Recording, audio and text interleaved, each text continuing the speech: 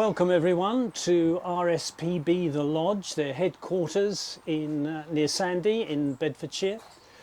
And today we're going to be discussing and chatting about all things Hen Harrier and one or two other things as well.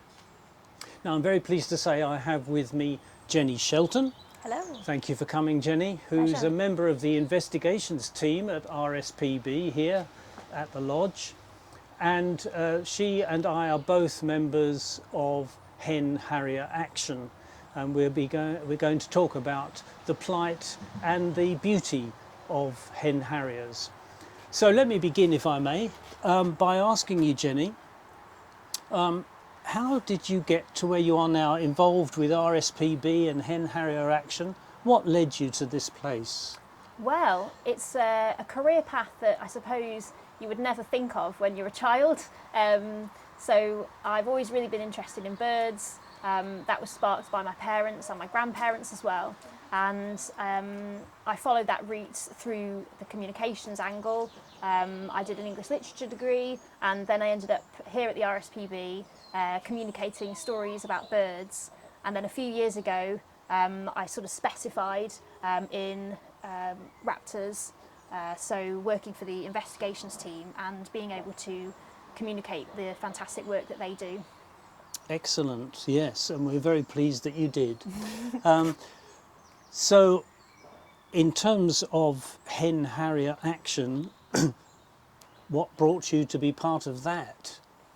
Well, it was through sort of working in partnership with RSPB. Our Director of Conservation got in touch with me and suggested that I might want to work with this new sort of blossoming charity. So I said, yes, of course, I'd love to help. So I do that now as well, helping out, getting these events off the ground. We've had a fantastic Skydancer Day recently, and that was hosted by Chris Packham and Megan McCubbin, and that was a fantastic array of sort of talks and interviews and short films, just really celebrating the beauty and the magnificence of these birds, and also highlighting their plight and perhaps what could be done to improve life for hen harriers and the uplands in general. So we've already mentioned about their plight, and I wonder if you could expand on that a bit, to kind of give a background to why Hen Harrier Action was ever needed in the first place. Sure. So the trouble with hen harriers is they are very rare, and the reason for that is now known to be illegal persecution, is keeping their numbers at an artificially low level. Many people won't have seen a hen harrier, and that's the whole problem really. They should be in abundance in places like the North York Moors and the Pennines, the Peak District, places like that. You should be able to go out and see them as part of the joy and the experience of a walk in the hills, but they are unfortunately being illegally killed, so shot, trapped or poisoned, and often this is in connection with land that's managed for grouse shooting. Is it something that you believe many people are aware of? It's not something many people know about, but they need to be aware. This is criminality that's happening unknown to so many people. It's the sort of dark side of the countryside really, and I had no idea. Before I worked in the team, I had no knowledge of this sort of hidden criminality that's taking place in some of our most beautiful spots in the countryside. So yeah, the more people who are aware, and there is an increasing awareness now, I believe, and of course people are horrified. It's really hard to get into the mindset of anyone who would want to kill wildlife, and certainly against the law, these birds that are very vulnerable and could go extinct as a breeding species in England, and this is largely down to people illegally killing them, and it's just horrific. And the more people are aware of that, the more people are pushing for change, and the more voices there are, the more likely we are to hopefully build a better future for these birds and end this criminality. Now, as a member of the investigations team, do you find that you and your colleagues are quite busy investigating?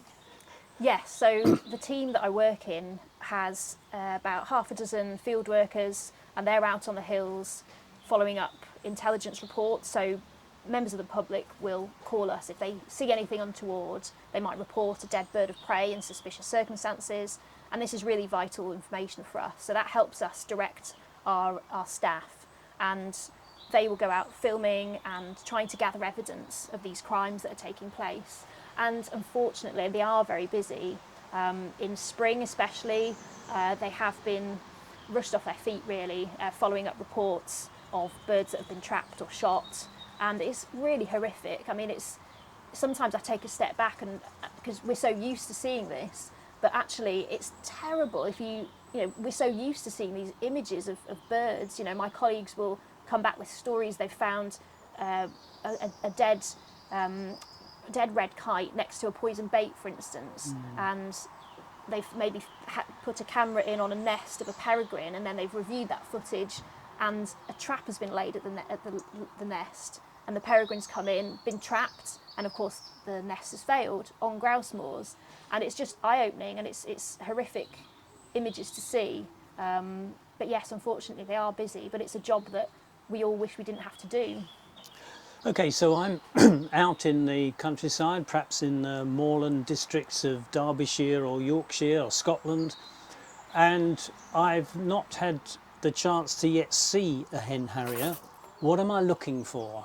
Well, a hen harrier is, if it's a male, it's a silvery grey, often can look very pale bird with black wingtips and a white rump, and they have very long wings, and they're a quite sort of slender, elegant looking bird of prey. The females, as is often the case with a lot of species, are a sort of brown, mottled colour to help them blend in when they nest in the heather. And they both sexes have this sort of owl-like face, which is really distinctive if you can get a good close-up look at them. Oh, right, that sounds as though it's worth looking for. Absolutely, they are stunning. Now, one of the features that some of you may have heard when we were doing our spring event online, as Jenny said, with Chris Packham and Megan McCubbin, the whole idea of rewilding is very popular presently and is one that is gaining momentum.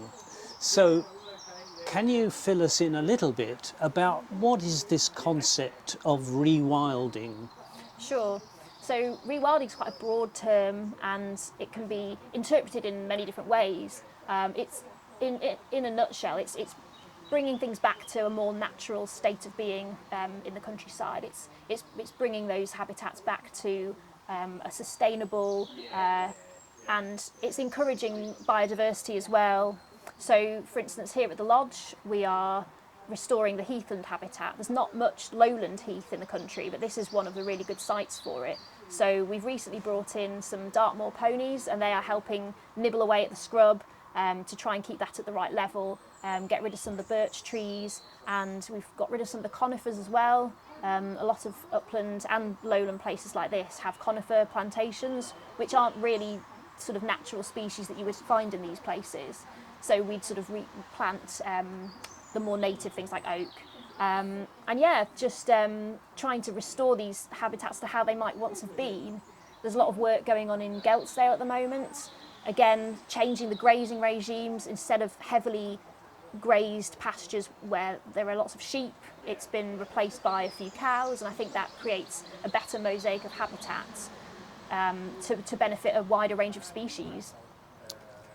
We've all probably heard the phrase "no mow may," and it's another popular concept presently, and I think it's something that even we might all do in our back gardens. Yeah, absolutely. To rewild them is to not be so keen on the nice lawn stripes, but just to have a little pocket somewhere. Yeah, definitely. It's just basically that more natural look. And I've done it myself. I've got a corner of the garden. It's not a very big garden, and I've kept that to grow long, basically, and just left it alone to do its thing. And it's amazing the sorts of things that come back. If you give nature a chance, it does come back and reclaim the land that we as a human species have very heavily managed. So this is the patch of grass outside my front door, pretty nondescript, but instead of mowing it, we've left it so we can see a bit of clover in the foreground here. We've had dandelions, and we've had these little very pretty pink flowers here, thistles, which when they flower will be really useful for bees. We've got a few poppies coming out, so there would have probably been a lot of poppies in this area before it was built on, so they still pop up, which basically is a reminder that if you let it, nature will come back. But here in the corner you'll see something you don't see every day. If you just look down there, there's a little purple flower. Oh, there it is. And that, everybody, is a bee orchid. And that has just appeared, almost as if by magic. I didn't plant it, I didn't try and grow bee orchids or do anything in particular to encourage them, apart from literally leaving things to do their thing, and this is the result. This is the magic of No Mow May.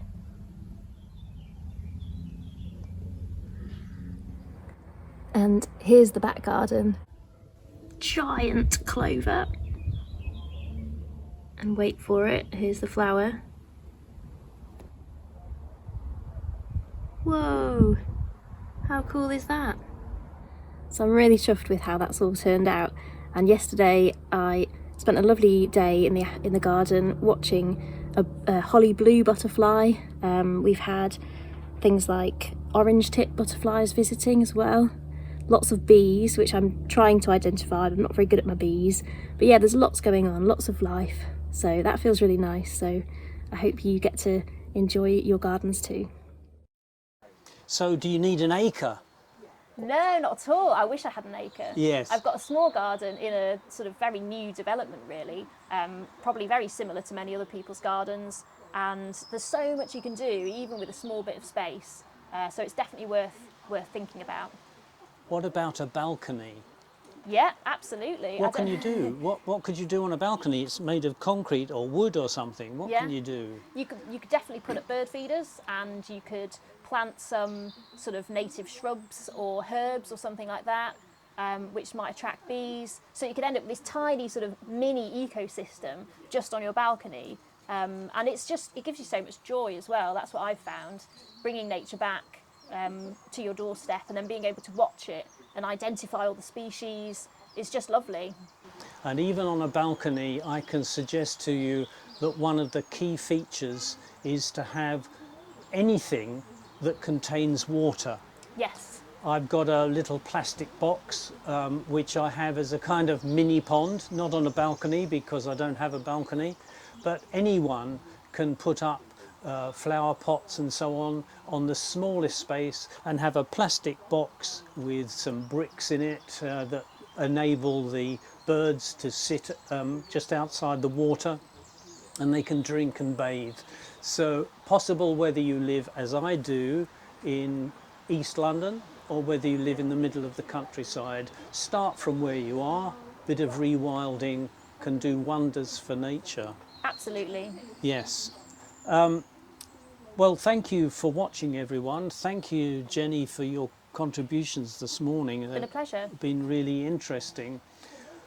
I might ask you to keep an eye out for Hen Harrier Day coming up in August. If you go to the Hen Harrier Day website, you can be kept up to date, and we have Hen Harrier Action YouTube channel. You've bound to have found that if you're watching this. So keep in touch as much as you can, and we'll be trying to keep you up to date with all the developments for the future. Once again, Jenny, thank you very much. It's been a pleasure.